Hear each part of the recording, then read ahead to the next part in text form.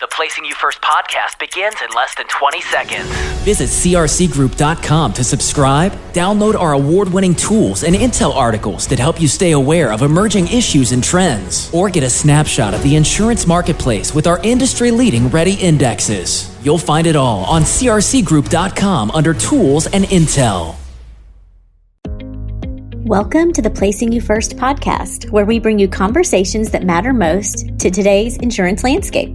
I'm Amanda Knight. And I'm Scott Gordon. Today, we're diving into the evolving world of media liability, from copyright claims to influencer risks, and how insurance is stepping up to meet new challenges in this field. Joining us today is Mario Romero, a professional lines broker with CRC Group in Los Angeles, and he specializes in media and entertainment coverage. This is the Placing You First podcast from CRC Group. This podcast features news and insights from a vast knowledge base of over 5,100 associates who write more than $35 billion in premium annually. Plus, we give you the latest information on what's happening at CRC. This is the Placing You First podcast. And now the hosts of the podcast, Amanda Knight and Scott Gordon. Mario, welcome to the show. Thanks for having me. Well, Mario, let's set the stage. How has the rise of content marketing and social media sort of changed liability exposure over the last few years?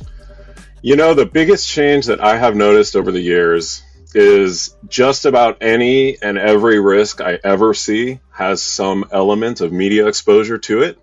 With the rise of content marketing and viral advertising, many smaller clients are creating promotional videos to promote their products and or services, as well as utilizing social media to generate buzz and interest. Yeah, there's a lot of focus on big names, celebrities, major brands. But what about, like smaller businesses? Are they just as exposed when it comes to content-related claims? Oh, certainly. Given what I just mentioned, without an understanding of media law, many smaller operations are exposed. For example, if you're using music in a promotional video that's intended to generate revenue or promote your business, it's considered commercial use and requires a specific license. Many clients can fly under the radar in this regard. However, all it takes is a lawyer taking notice of the content you're disseminating. Well, and I think I recently ran into something where some companies or like larger musical entities, studios, etc., they will set up like bots to troll the web to see if their content is being used with or without their permission. And so what maybe once could have flown under the radar, I don't know that it even always does anymore. That's a great point. And, we've even seen those risks, those bot risks. So, they're out there. Yeah. How many times have you posted a video of your kid and put a fun music over it only to have YouTube or whoever say, I'm sorry, you cannot use this. Right, exactly. You do not own this music. And we used to always think about sort of the classic copyright or defamation, but it seems that as things like the internet and social media evolve, that those risks are obviously changing. So what other types of claims are starting to pop up that retail agents or their clients might not be thinking about yet? Sure. I mean, a few that come to mind are infliction of emotional distress, plagiarism, failure to give credit or authorship, deceptive business or advertising practices, whether a potentially defamatory piece of content or one with offensive or alarming subject matter. We've even heard of claims being filed for lack of a trigger warning. I'd also be remiss to not mention the evolving exposure of celebrity and influencer liability relating to marketing and endorsement of products, like the collapse of FTX and all of the lawsuits that followed against those who aggressively promoted it. Now, and when we talk about new risks, we can't not talk about generative AI. How is AI content creation complicating media liability exposures for businesses and individuals? It's a good one. On one hand, generative AI is quick, it's cost effective and efficient. On the other hand, you may end up with a host of intellectual property risks you may not have considered previously, especially if you're using it to generate music or videos. There's still many unknowns as to how the marketplace will react to the evolving use of generative AI, though at this time, most carriers are asking pointed questions and really just trying to gain an understanding of how a client may use AI while avoiding the pitfalls of risk. Generative AI learns from data and patterns to create new content. We've even heard of film production companies who aim to produce 100% of their films through AI. Wow. It's kind of it's kind of uncharted territory for the marketplace, and it will be exciting and potentially stressful to witness that evolution. Yeah, for sure. That's a nice way to put it. So from an insurance perspective, knowing that a lot of this, as you mentioned, is kind of unknown, it's evolving really quickly, sort of in real time. So from an insurance perspective, what are the must-have elements that retail agents should be looking for when they are trying to place media liability coverage? Sure. Oftentimes an occurrence form is most favorable over a claims made form, as well as an open peril form over a named peril form. It's best also to ensure the broadest description of covered media possible that captures all of the client's content, including words, sounds, images, appearances, interviews, all social media activity, all owned and controlled websites, anything falling under fair use, etc.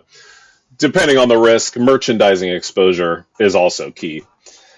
And in general, we're always on the lookout for ways to enhance coverage.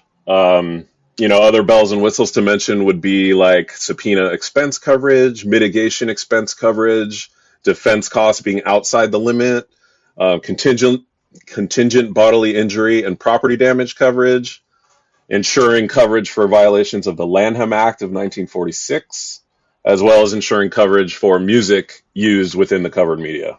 That sounds like a comprehensive list. Well, that got really specific there when it went back to 1946.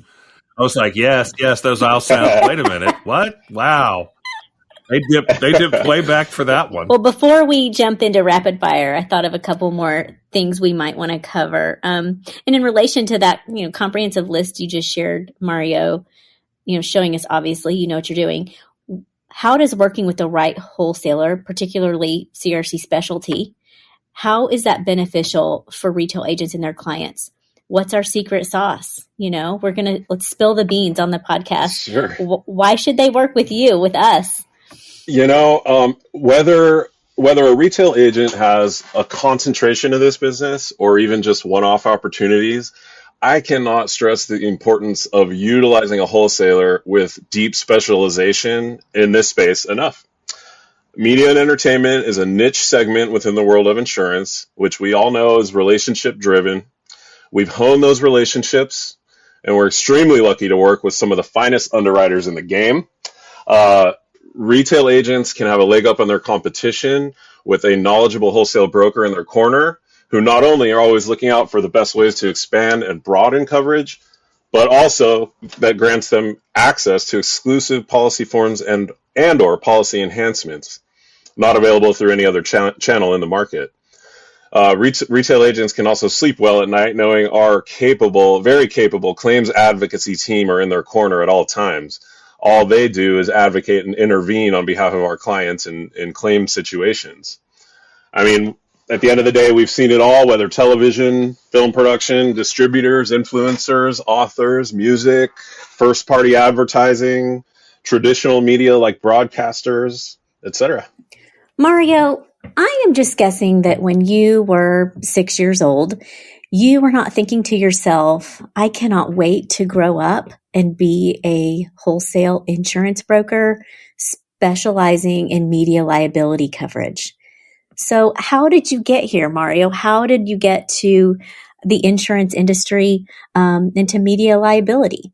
Like most, I fell into it. Right. I fell into insurance and I fell into wholesale. And in falling into wholesale, I've now been doing this, will be 23 years this year, come August. And, I ended up being here in LA. I ended up working with retail agents who have a concentration of this business over the years. And it was kind of a natural move. to head and run the media and entertainment team at Pro Elite here in LA. So that's kind of how it happened. Yeah, I mean, it's been quite a ride. Well, I love this subject, and I love how unique this stuff is, particularly to the field. But I think we've covered all the professional stuff that we want to cover, and now we can do a little something that Amanda and I like to call rapid fire, where you just answer off the top of your head whatever you're thinking. So, okay, the first question here. I thought the first question would be about food. We were talking about beans and sauces so much earlier, but it's not. No. It is, if you could instantly, and I think the key word here is instantly, if you could instantly become an expert in anything other than insurance, what would it be? Wow, that's tough. How about being a parent? Just joking. I mean, I would take that in a heartbeat. Yeah. That's very tough. If I were to give you a top three, it would be zoology, metal drumming, or bodybuilding. Wow. I love the diversity there. Yeah. And imagine if you were an expert in all three simultaneously. Oh, yeah, that'd be something. Imagine the content creation there, Mario. Just the potential. Right. Exposures across the board once again. And Exactly. you definitely get your own Disney series for sure. For sure. 100%. All right, question number 2 in rapid fire. What is your go-to binge-worthy TV show or movie? So for a movie, I'm a fan of horror comedies. Those are probably my favorite movies. So I'd have to go with Dead Alive. Great, hilarious film. For a TV show, probably Snowfall. I love that show. I couldn't look away. I don't think I've seen it. Scott, have you seen it? No, I want to know more. And Scott's a movie and TV guy, so if he hasn't seen it, he's going to want to know more. Sure. Well, to keep it general, it's about the crack epidemic in Los Angeles in the 80s. Oh, I have heard of it. Yeah. Amazing show. Is it a dramatic show or is it a docuseries? It is a dramatic show. Okay. John Singleton made it. Oh, Yeah. Okay. Okay, now I'm interested, yeah. Yeah, John Singleton. Highly recommend. Been involved with a lot of great stuff over the years. Starting with Boys in the Hood, I think was his first film. Indeed. Well, that was awesome. I like those answers, Mario. Mario, thank you so much for joining us today and sharing your insights. And thank you to our listeners for tuning in. If you're advising clients who create content, whether it's a Fortune 500 brand or a local bakery with an Instagram account, understanding and addressing media liability risks has never been more important. Make sure you subscribe to the Placing You First podcast on your favorite platform so you never miss an episode. Casey Kasem and the rest of us here at the Hit Factory keep your feet on the ground and your eyes to the stars. We'll see you next time.